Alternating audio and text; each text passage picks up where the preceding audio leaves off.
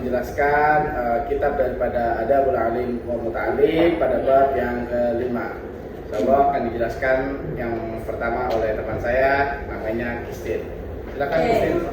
Al-babu khamis fi adabil alimi fi haqqi nafsihi. Bab yang kelima tentang adab-adab seorang yang berilmu, guru atau ulama terhadap dirinya sendiri. Yang pertama, an yudima muraqabatallahi ta'ala fi sirri wal alaniyati. Yang bait pertama ini menjelaskan tentang seorang alim harus selalu merasa diawasi oleh Allah, baik saat sendirian maupun di hadapan orang lain, sehingga semua perbuatannya tetap terjaga. Yang kedua, an yulazima khaufahu ta'ala fi jami'i harakatihi wa sakanatihi wa aqwalihi wa af'alihi. Bait yang kedua ini menjelaskan tentang seorang alim yang harus selalu memiliki rasa takut kepada Allah dalam setiap gerakannya, diamnya, ucapan, dan tindakannya. Ilmu adalah amanah sehingga tidak boleh disalahgunakan atau dikhianati. Yang ketiga, an yulazimas sakinata. Yang ketiga ini menjelaskan tentang seorang alim hendaknya bersikap bersikap tenang dan tidak tergesa-gesa dan menjaga ketenangan dalam perkataan maupun tindakannya. Yang keempat, an yulazimal wara'a. Bait yang keempat ini menjelaskan tentang seorang alim yang harus bersikap waro', yaitu berhati-hati terhadap perkataan yang syubhat atau yang dapat menjerumuskan kepada dosa. Yang kelima, an yulazimat tawadu'a. Bait yang kelima ini menjelaskan tentang seorang alim yang harus rendah hati, tidak sombong karena ilmu yang dimilikinya, serta menghormati orang lain. Yang keenam, an yulazimal khushu'a lillahi ta'ala wa mimma kataba malika bihimalullahi ilar rasid ida alimta ilman falira alaika atharuhu wa waqaruhu wa sakinatuhu wa hilmuhu liqaulihi sallallahu alaihi wasallam al ulama'u warasaku anbiya'i wa qala umaru rahimahullah ta'alamul ilmi wa ta'alamu ma'ahus sakinata wal qara wa qala ba'dus salafi haqqu ala alimi an yatawadda'a lillahi ta'ala fi sirriti wa alaniyati wa yahtariza min nafsihi wa yakifa amma aska alaihi. Bait ke-6 ini menjelaskan tentang poin-poin yang menjelaskan bahwa seorang pencari ilmu atau ulama itu harus selalu memiliki khusyuk kepada Allah, sehingga ilmu yang dimilikinya tampak dalam akhlaknya seperti tenang, berwibawa, sabar, rendah hati, serta tidak malu mengatakan tidak tahu ketika menemui perkara yang belum jelas. Yang ketujuh, an yakuna ta'wilahu fi jami'i amurihi ala Allah ta'ala. Yang ketujuh ini menjelaskan tentang mengajarkan bahwa seorang alim atau penuntut ilmu harus bertawakal kepada Allah dalam seluruh urusannya. Ia tidak bergantung pada manusia, harta, ataupun kedudukan, melainkan menjadikan Allah sebagai tempat bergantung dan memohon pertolongan dalam setiap urusannya. Bismillahirrahmanirrahim.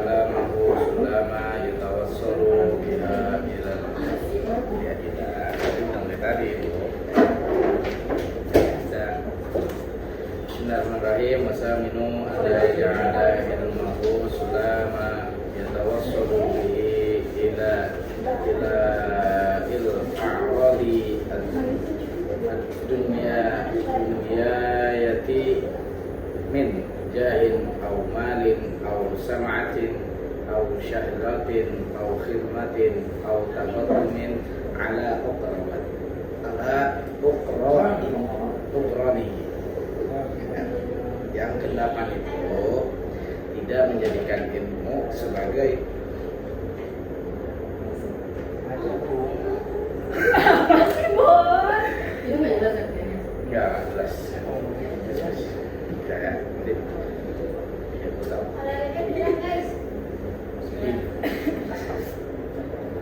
tidak menjadikan ilmu sebagai jalan mencari keuntungan dunia.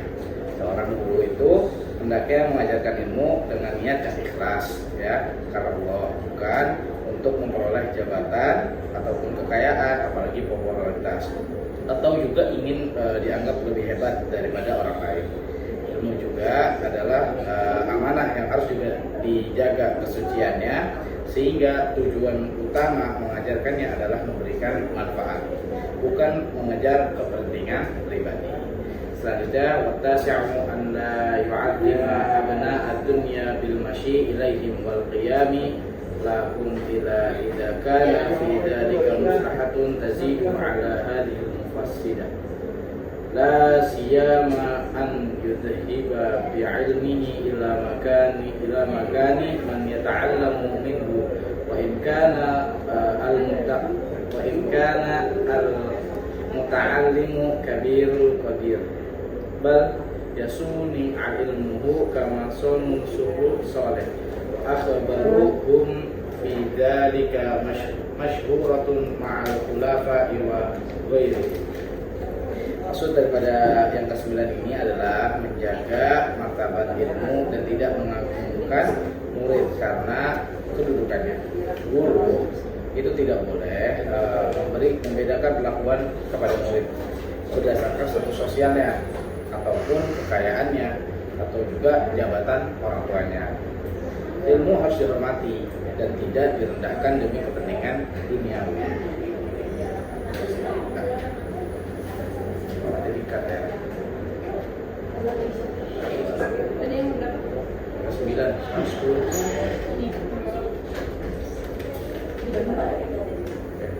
Wal ashiru an yatakhallaqa bizuhdi fi dunya wa taqluli minha biqadrin al-imkani alladhi la yadurru bi nafsihi aw bi'ayalihi 'ala al-wajhi al-muta'addali min wa aqallu darajatin al-ilmi an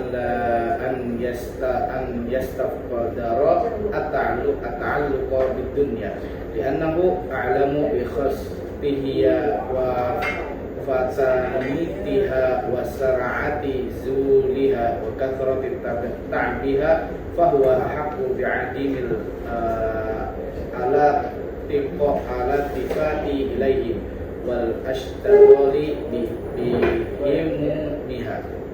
Nah, yang ke-10 itu adalah bersikap zuhud terhadap dunia. Seorang guru dianjurkan memiliki sifat zuhud, yaitu tidak menjadikan harta dan kenikmatan dunia seperti tujuan hidup.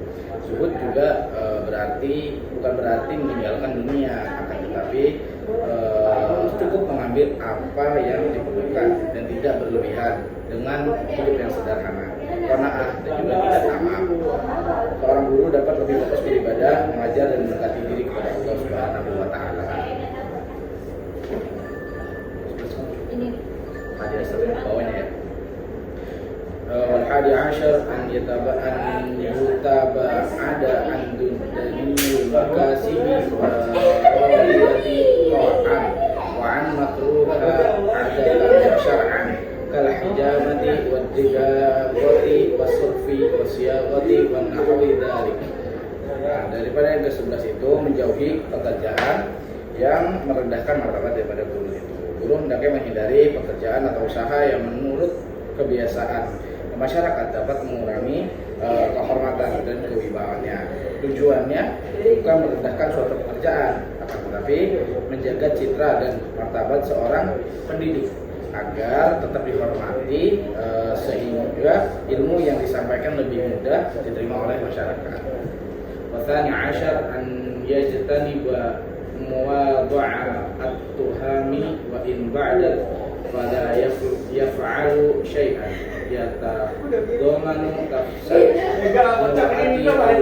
yastankiru dhahiran wa in kana jaizan batinan fa innahu yu'arradu nafsahu lituhmati wa 'irdahu lil waqiyati wa yuqi'un nasa fi dhununi al-makruha wa ta'thimihi waqi'a fa in tafaqa syai'un min dhalika lahajatin aw nahwin akhbara man syahada ma bi hikmihi wa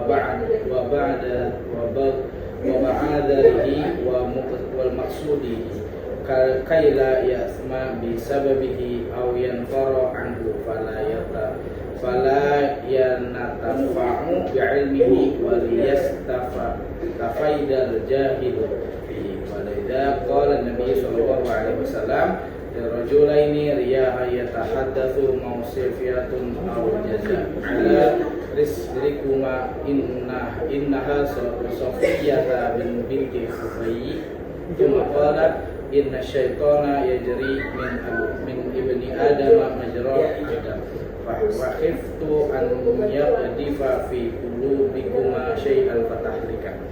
Nah, yang ke-12 ini menjauhi tempat dan perbuatan yang menimbulkan fitnah. Seorang guru juga harus menjaga perilaku yang dan menjauhi tempat-tempat yang identik dengan kemaksiatan atau perbuatan yang dapat menimbulkan prasangka buruk. Walaupun suatu perbuatan sebenarnya diperbolehkan jika berpotensi menimbulkan fitnah dan merusak kehormatan seorang guru, maka sebaiknya dihindari. Jika terpaksa berada dalam situasi tersebut karena suatu pekerjaan atau suatu keperluan, guru dianjurkan memberikan penjelasan agar tidak menimbulkan kesalahpahaman.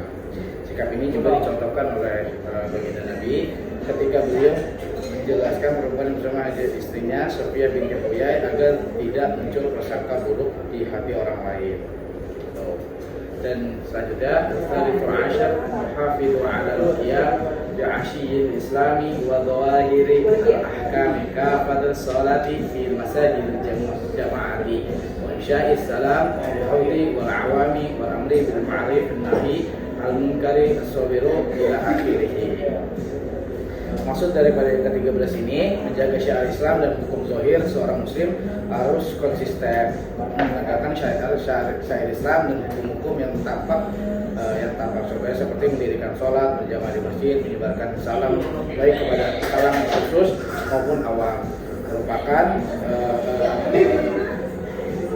lakukan amar ma'ruf nahi munkar serta bersabar menghadapi gangguan. Dia harus berani juga menyuarakan kebenaran di hadapan orang-orang besar demi Allah tanpa celaan, takut celaan orang yang mencela. Wa rabi'u asyar an yaqumu bi adzari sunani wa imtai yadai wa bi'amri wa ma fihi masalihul muslimina ala tariqatil ma'ruf syar'an mu'allifan adamati wa taba'an ila akhirih. Maksud daripada yang ke-14 ini menghidupkan sunnah dan mematikan bid'ah. Seorang alim itu wajib menegakkan sunnah-sunnahnya Nabi dan memberantas mematikan perkara bid'ah. Dia harus mengarahkan urusan kaum muslimin kepada jalan yang ma'ruf dan maslahat secara syariat. Hal ini mencakup perilaku yang tampak zahir maupun yang tersembunyi di dalam batinnya. والخامس عشر أن يحافظ على مندوبات شرعية القولية والفعلية فيلازم تلاوته القرآن وذكر الله تعالى بالقلب واللسان وكذلك ما ورد من الدعوة والأذكار في الليل والنهار ومن الصلاة والصيام وحج البيت الحرام مهما قال على ذلك والصلاة على النبي صلى الله عليه وسلم والمحبة وإجلاله وتقديمه والأدب عند سماع اسمه وذكر سننه. Nah, yang ke-15 ini hendaknya seorang guru itu membiasakan amalan-amalan sunnah dan memperbanyak sholawat kepada Nabi. Pada poin ini dijelaskan bahwa seorang guru hendaknya membiasakan diri melakukan berbagai ibadah sunnah, baiknya yang berkaitan dengan anggota badan maupun hati. Contohnya membaca Al-Quran, memperbanyak zikir, membaca doa pagi dan petang, melaksanakan sholat sunnah, puasa sunnah, serta menunaikan ibadah haji apabila seorang guru telah mampu. Selain itu, guru juga membaca sholawat pada Nabi Sallallahu Alaihi Wasallam, mencintai dan mengagungkan beliau, serta juga ada ketika nama atau hadis beliau tersebut, kebiasaan beribadah sunnah tersebut yang akan menjadikan guru sebagai teladan yang baik bagi peserta didiknya. Wasadisa asyara ayyu'amilan nasa bima harimil akhlaqi min talaqatil wajhi wa irsyai wassalami wa it'amit ta'ami wa qadbil ghaizi wa qadbil adha anin nasi wa ihtimalihi minhum wa ithari wa tasbil istiqsari wal ikhlaqi wa tarkil istinfari wa syurit tafaduri wa ijadi rahati wa sa'i bil qada'il haji wa bazal jadi fi syafa'ati wa tatufi bil fuqara wa tatufi ilaji rabi wal awabai warifaqi bil tolabati wa i'anati wa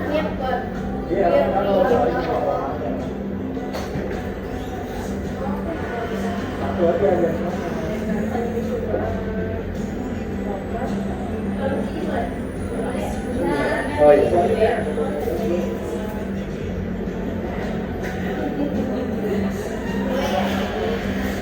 Poin yang ke-16 ini membahas seorang guru harus memiliki akhlak yang baik dalam berinteraksi dengan orang lain. Sikap yang perlu dimiliki yaitu antara lain berwajah rahmah, memberikan salam, suka berbagi, mampu menahan amarah, serta sabar ketika disakiti. Apabila menemukan seseorang melakukan kesalahan dalam ibadah atau agama, guru hendaknya memberikan bimbingan dengan cara yang lembut, penuh kasih sayang, dan tidak menyakiti perasaan, sebagaimana teladan Rasulullah Shallallahu Alaihi Wasallam dalam membimbing para sahabat.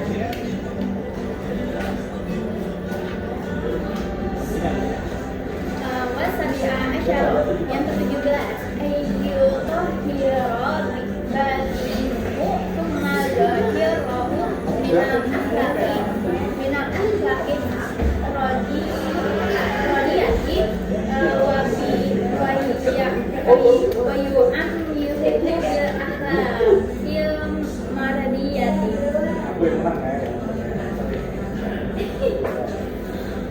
Nah, poin ke-17 ini ditekankan bahwa seorang itu harus senantiasa mensucikan hati dari berbagai penyakit hati seperti hasad, khianat, sombong, ria, ujub, tamak, pelit, boros, suka dipuji, gemar membuka aib orang lain, mengadu domba, berdusta, dan menghina sesama. Semua sifat tersebut merupakan sumber berbagai keburukan yang dapat merusakkan keikhlasan dalam menuntut ilmu dan mengajarkan ilmu. Oleh karena itu, guru dianjurkan mempelajari kitab-kitab yang membahas penyucian jiwa seperti oleh karena itu, guru dianjurkan mempelajari kitab-kitab yang membahas tentang penyucian jiwa. Masih 18?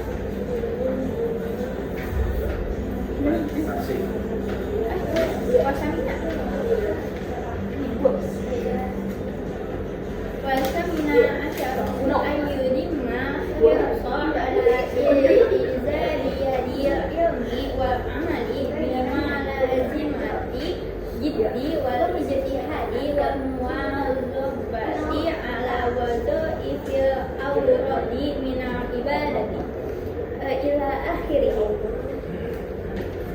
Yang ke-18 ini membahas tentang seorang guru tidak boleh berhenti belajar. Yang ke-18 ini membahas tentang seorang guru tidak boleh berhenti belajar. Dia harus selalu bersemangat dalam mengembangkan ilmu yang dimilikinya melalui membaca, mengulang pelajaran, menghafal, berdiskusi, menelaah kitab dan berbagai aktivitas ilmiah lainnya. Waktu hendaknya dimanfaatkan sebaik-baiknya untuk kegiatan yang bermanfaat, sedangkan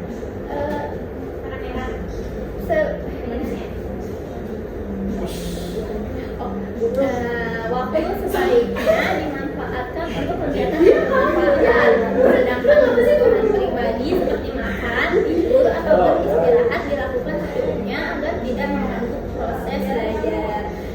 Para ulama salaf bahkan tetap belajar ketika sedang sakit ringan karena mereka memahami bahwa kemuliaan ilmu hanya dapat diraih dengan kesungguhan. Sebagaimana sabda Rasulullah agar setiap muslim bersemangat dalam mencari hal-hal yang bermanfaat dan selalu memohon pertolongan kepada Allah.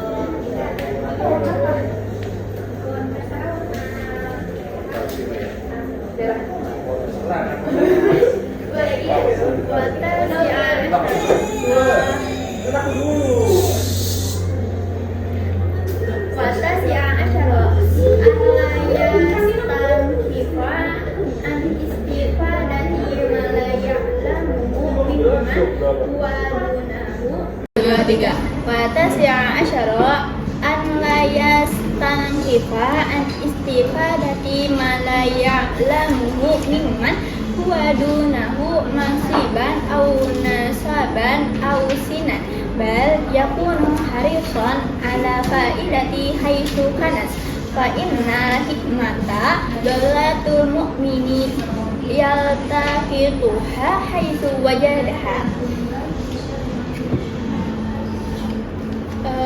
Poin yang ke-19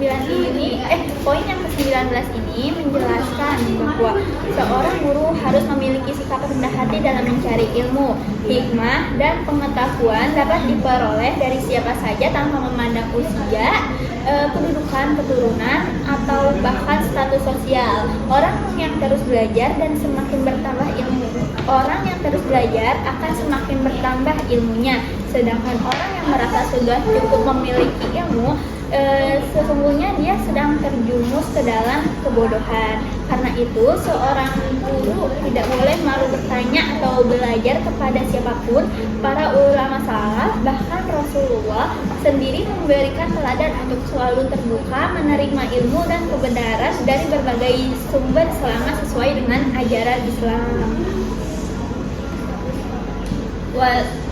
Wal isyruna ayyashtagila bitasnifi wal jam'i wa ta'lifi in kana ahlan lidzalika fa innahu yatali'u ala haqaiqil fununi wa da'ikil ulumi lil ihtiyaji ila kasratit